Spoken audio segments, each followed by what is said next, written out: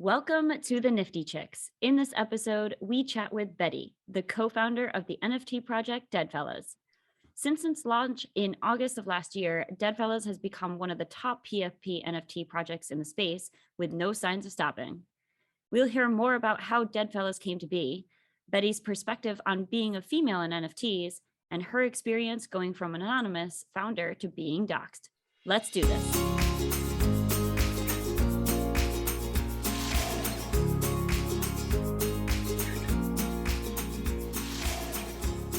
Welcome to the Nifty Chicks. Hi, Minty Cell. How are you? I'm good. How are you, Jennifer? I am good and so excited about this episode because we get to speak to the co-founder of DeadFellaz, Betty. Yes, she was amazing. I just loved her. I think that DeadFellaz and like the whole project and everything about the community and what they're doing there, I think is amazing. And it was, as always, it's good to hear from women that have been in the space since kind of the early days. And I mean, what she said, like January of last year, which in my opinion is still the early days of NFTs. I mean, sure is. Yeah. Even today I feel like still in early days. We sure are. And the way that we got in touch with her is really funny because I was at Radio City Music Hall at NFT NYC and I immediately texted you and I was like, oh my gosh, did you know that the founder of DeadFellaz is female and she's on stage right now? And you happened to be backstage at that moment. And I was literally like, go find her. I know. And so it was actually pretty funny. I truly feel like I accosted her as soon as she came off stage. I was like, hi, Betty, I'm Erin with the Nifty Chicks, and we would love to invite you to be on the show. And she's like walking because she's got somewhere else to be. And so we're like walking and talking, and she basically doesn't even remember the conversation because she was so, like on a in the high moment from being on the stage. Because it is, I mean, I can only imagine speaking at Radio City Music Hall. And, you come off that stage with this like euphoria, right? Oh yeah. And I love the fact that she could have been like, who is this crazy person coming up to me and bombarding me? But instead she was like, heck yeah, I'll be on the show. And and we just spoke with her. I'm so excited to kind of have the audience listen to her chat and her journey and her experience. So I say, let's bring her in. Let's do it. So we are excited to have Betty from DeadFellaz here on the Nifty Chicks today. And I have to just say this because we actually met Betty at Radio City Music Hall at NFT NYC. And I feel like I accosted you a little bit, Betty, as you were leaving the stage. We were just so excited to find out that there was a woman behind DeadFellaz. And we, of course, wanted to get you on the show to hear the story of how DeadFellaz came about. So we'd love to hear just a little bit about you and how you got your start in NFTs. Thanks so much. Yeah, it was fun meeting you. I barely remember it because I was like on a high from from speaking on the stage. But yeah. DeadFellaz came about last year. So we launched last August 2021. We were working on it a few months prior, and we started, when I say we, I refer to myself and my husband, who's the artist on DeadFellaz. We worked together on it. We started in NFTs around last January and spent, well, he was creating one NFTs with his own art from about January, and I was like head down into researching and observing. And we came to the conclusion that we had together the skills combined to create something really cool in NFTs, and so DeadFellaz was born. It was kind of just like a spark of inspiration. It's everything that we're both passionate about, and it serves to fill a niche hole that I was kind of, hoping would be filled. I always say that if you want to create something, you should create something that you want to see in the world. So that was what DeadFellaz is. And we've just had like the craziest year, and here we are. So That's what amazing. sparked the inspiration? Like, I love the art. It's so interesting. And then, so if your husband's the artist, what role do you actually play in the, actual project and like the marketing? Are you the business, mind behind DeadFellaz? Because you guys have, Yeah. I feel like you have quite a cult following. Oh yeah. We do. Yeah, so I do everything. Yeah, Good for you. I basically I'm not surprised. I'm not like, surprised. yeah, like I mean, I have an amazing team now. We've built just the most incredible team, and so I don't literally physically do everything, but I'm responsible for everything. The design of DeadFellaz was my idea, the art, all of that. The feel of it, I mean, I brought it to Psych as an idea and was like, we should do this. This is very special. And we sat down together, and I kind of creatively directed his attempts at kind of putting to the screen what I had imagined in my brain. The first iteration of DeadFellaz was one little avatar, and it was just the worst thing in the world. And we will release that one day because it was just so bad. And I was like, oh no, it really could not be further from what I imagined. This is not it. That's funny. And then it just took like 5 more minutes of sitting together and working together, and the original little DeadFellaz, which also no one has seen the original one, was born. And I was just so excited when I saw that. And yeah, I guess the inspiration is 80s and 90s animation, gaming, comics, pop culture, fashion, horror, music, all kinds of different music genres, people that we're inspired by. There's just so much in there to create this aesthetic that I wanted, I guess, to bring like an attitude of counterculture and community, and just a bit of a rebellious spirit to the space. I love it. Yeah. That's so good. And when you started this, you obviously released DeadFellaz, and you were intentionally, I believe, by design, not showing your face, not showing your identity. But recently decided to become doxxed and share with the world who you are, who's the person behind DeadFellaz. So I wanted to hear your thoughts about kind of why go into the project as not doxxed and kind of hiding your identity, and then why the change to want to become doxxed. Yeah, I mean, the decision to dox myself was something that I always had intended on doing, because I'm a very social person, and I do like that in-person interaction. I value it very much, and I couldn't see myself not going to these events and like meeting my community and being able to represent my work in a way in these sorts of spaces. Like I just can't imagine not being able to do that. So that was an intention. But going into the project anonymous was also intentional, and I think that it spoke to a few different facets. So the first was, I guess, the ethos of Web3 and the way that anonymity has, taken a bit of a role in how we work here. I wanted to lean into that a little bit and play with digital identity and the idea that you can,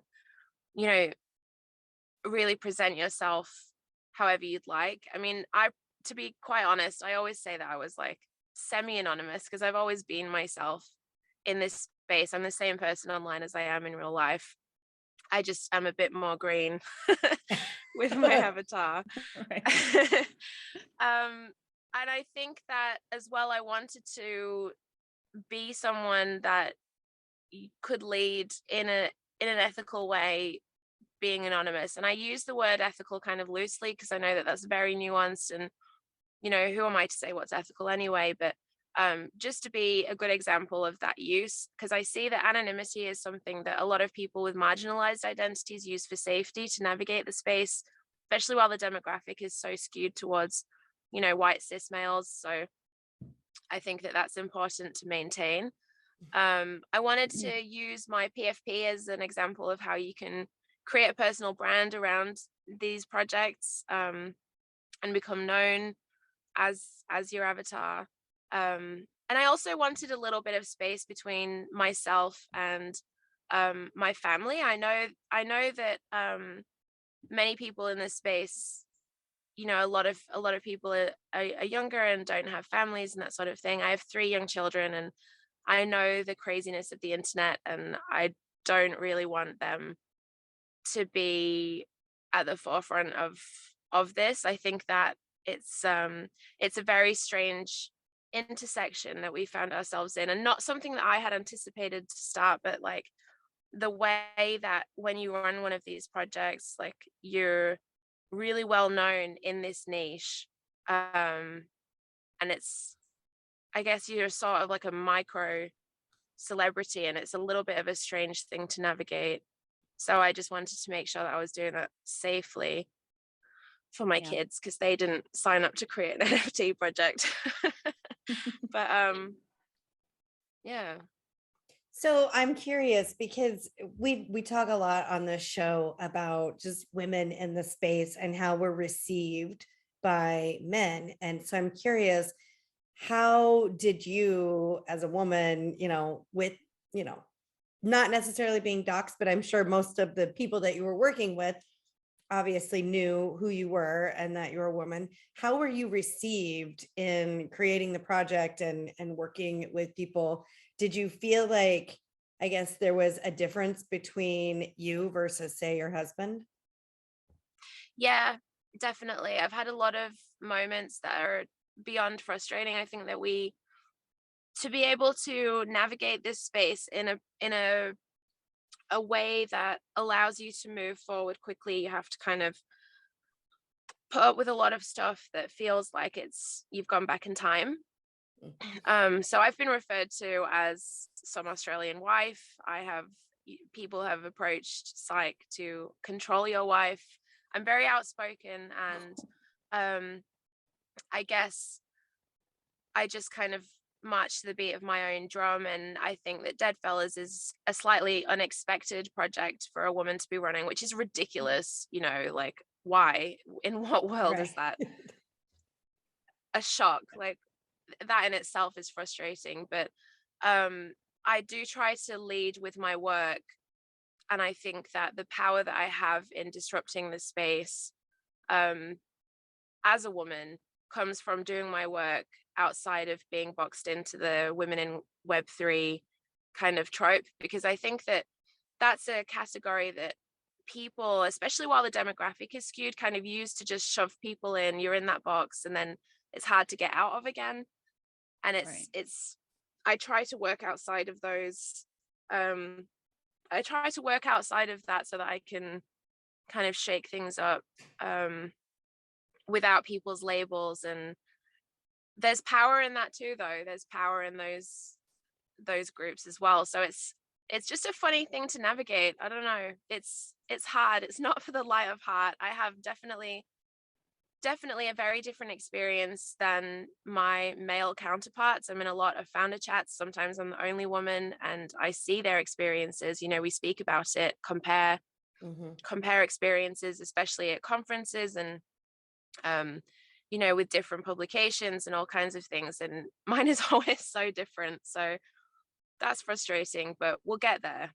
Do you have any advice for a woman that's trying to get into the space, that maybe like obstacles to avoid or things that you experienced that maybe could have been alleviated had you, I don't know, known prior to, entering the space? I 100% agree with you that this is a male dominated space that I feel like most men are accepting of women in the space, but there are definitely some that there's pushback. Or we were watching, I can't even remember what it was, but it was about gaming and how people get treated on different gaming platforms, and how cruel people can be in the gaming world. And I'm just curious if you experienced any of that while you were, maybe not necessarily doxxed, and then how to like overcome those challenges? Yeah, I mean, I've experienced all kinds of things, doxed and not doxed. It's why I had to turn my DMs off. I get the most horrible things through. But that is my experience of the internet from start to finish anyway, outside of this Right. space in general. So it wasn't something that I was shocked by. I had worked in a lot of community organizing prior to this, and I had received a lot of similar things through that also. So I was kind of ready for it, prepared for it. I think that finding your community is very important. So if you're wanting to get into this space, you know, while we talk about most men accepting women into this space, yeah, that's probably the case, but embracing them is a whole different thing, and embracing them for their work first rather than for like token diversity, or, you know, oh, look at this woman, she's created a women's project for women. Like, that is so ridiculous. You know, all of these projects, regardless of whether they're focused around womanhood or not, are for everyone. Right.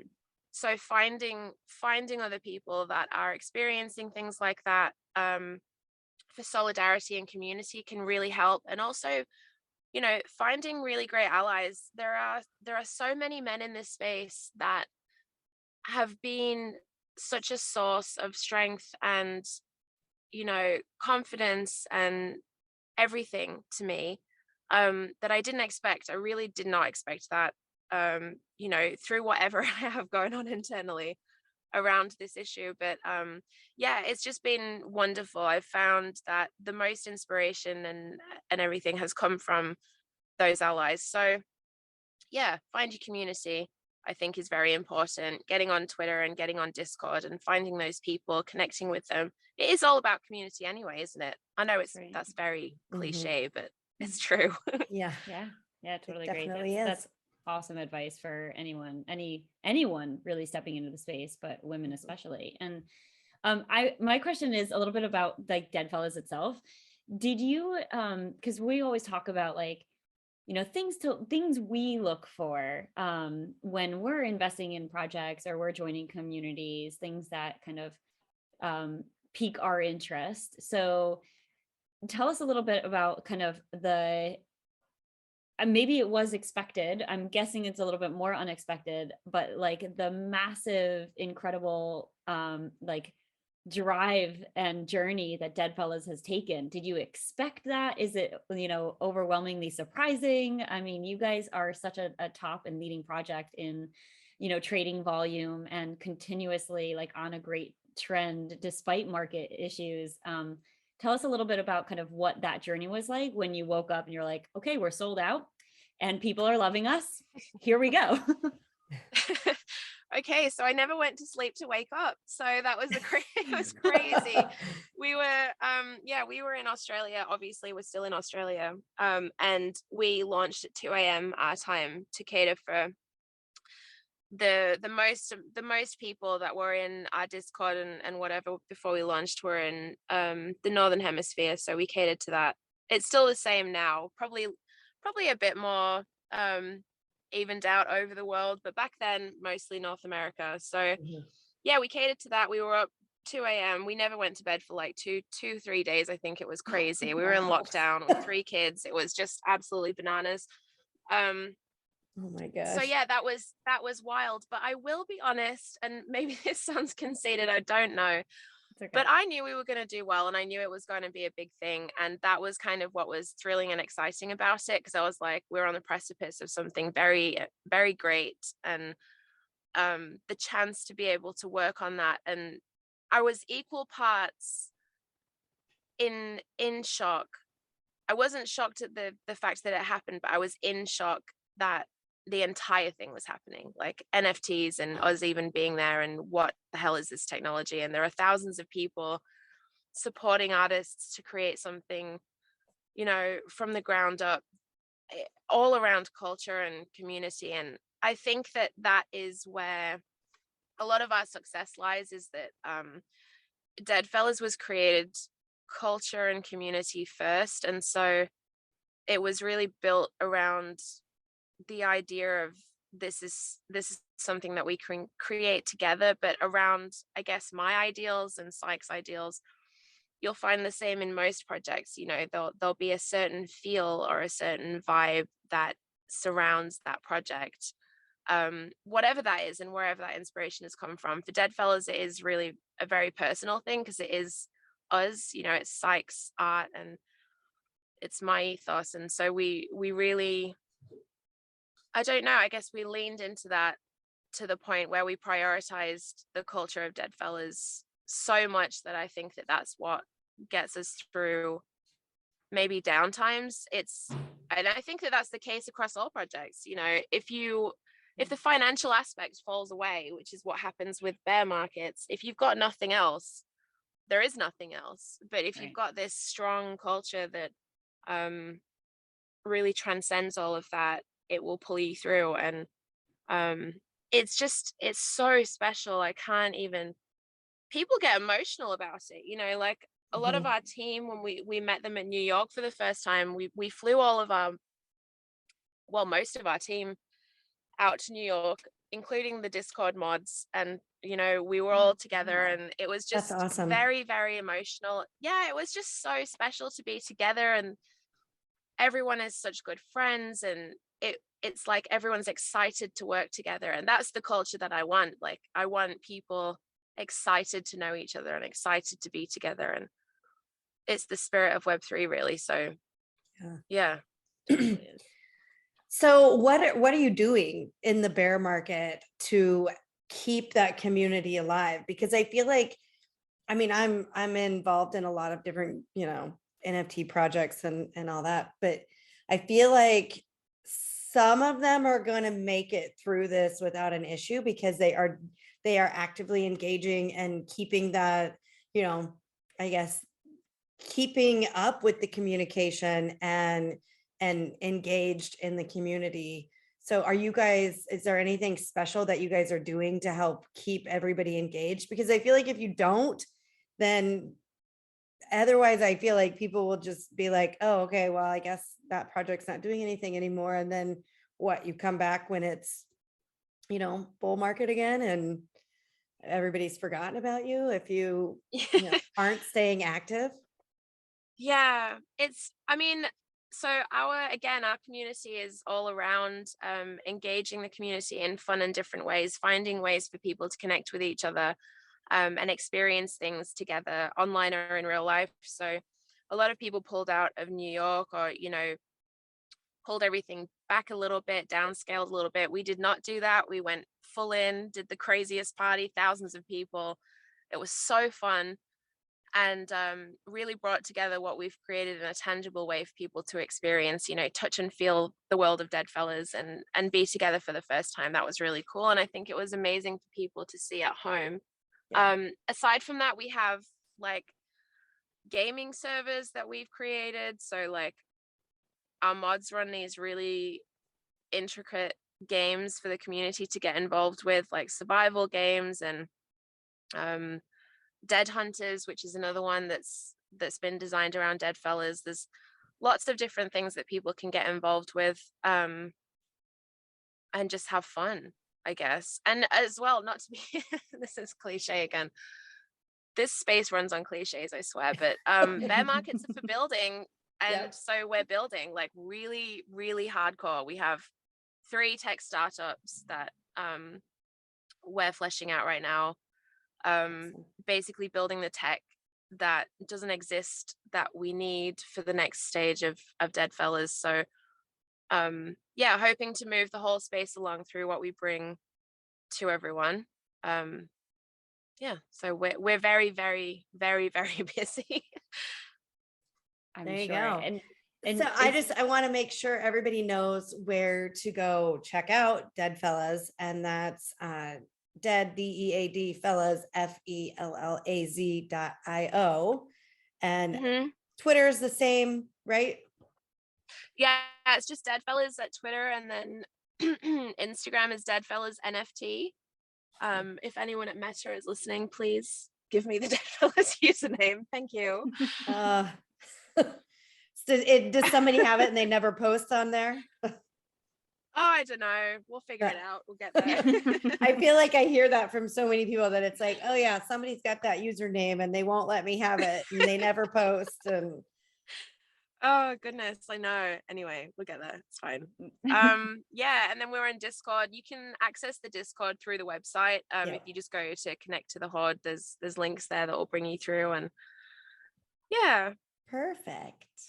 Well, is there any last thoughts you want to share with our audience, Betty?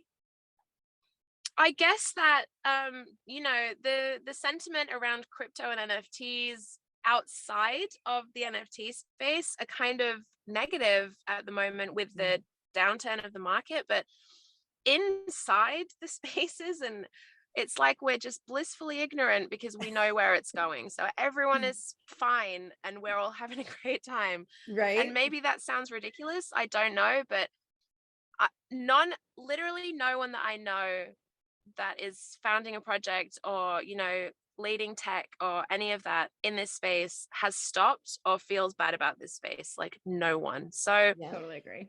Everyone is still like full steam ahead, if not harder. And I think that it's right now presents a really amazing opportunity to get in and to establish yourself before the next bull run. Not financial advice, guys, but never. We would never share financial advice on this podcast. But I just think that it's really exciting. It's that that potential energy situation. I feel like we've pulled back like one of those slingshots ready to go. Yep. And it's like everyone's kind of preparing themselves like in a plane, where you're getting your tray table up and putting your belt on and before the takeoff. Like it feels like we're there right now. So to me, it's really exciting. I love that. There's no better time to be here. Yeah. Yep. No, that's perfect. We agree. We totally agree. Yeah. We haven't stopped and we're not going to. Right. No, exactly. This is my life now, guys. That's it. Yeah, what we do. Us too. Yeah. So awesome. Thank you so much for being on the Nifty Chicks, Betty. We really appreciate it. Thank you for having me. Thanks. It's been a pleasure. So I love that. And it's funny because ever since we started talking about having her on the show, I keep going and looking on OpenSea every day, trying to find my perfect DeadFellaz to buy. I know what I want. I'm just waiting to find the one that I want at the price that I want. How about you, Jenny? Have you been? Yeah.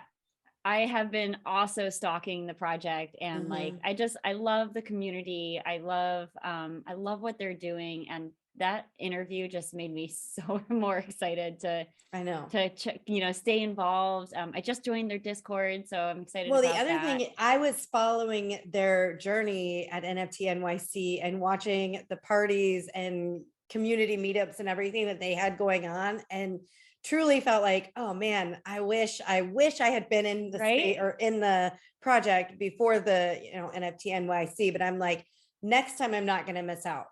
Yeah, major FOMO on those parties. Right. They know how to throw a good party, that's for sure. Yeah. Yep.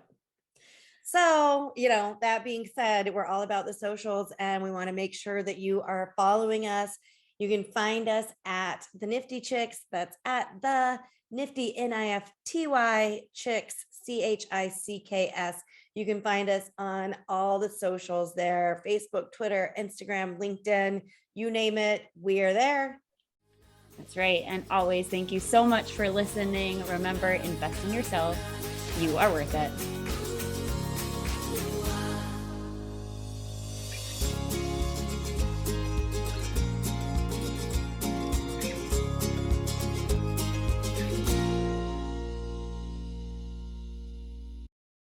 Please listen carefully to the following disclaimer. Neither the host nor the guests of the Nifty Chicks podcast are acting in the capacity of financial advisors. We wish to remain transparent and impartial to the NFT community at all times, and therefore, the content provided by the Nifty Chicks hosts and guests are intended for general information purposes only. Nothing written or discussed by the Nifty Chicks hosts and guests should be construed or relied upon as investment, financial, legal, regulatory, accounting, tax, or similar advice. Nothing should be interpreted as a solicitation to invest in any cryptocurrency or NFT, and nothing herein should be construed as a recommendation to engage in any investment strategy or transaction. Please be advised that it is in your own best interest to consult with investment, legal, tax, or similar professionals regarding any specific situation and any prospective transaction decisions. You must do your own research when considering investing in cryptocurrencies or NFTs. We are simply sharing our journey with you as we learn more about the world of NFTs. Happy minting. Hey, where are you Thank guys, by you. the way? Well, I'm in Puerto Rico. Jenna's normally in Puerto Rico, but she's in New Hampshire right now. Right. Oh, okay, cool. I feel like maybe every like 90s movie in the world is New Hampshire. Is that? I was gonna say, you're from Australia. You may not know where New Hampshire is. I don't know. I don't know No, how big. I feel like It's pretty small. I feel like it just reminds me of like 90s movies. I don't know. Anyway, It's totally. I mean, I'm literally on a lake right now, and the amount of horror movies that Right? could have taken place right next to me yeah. is spot on. Well, everyone in those movies is wearing like a green or a brown coat. Oh, and yeah. they're like and they all take maple syrup from the trees. It's Yeah. Yeah. They all go hunting. Yeah, it's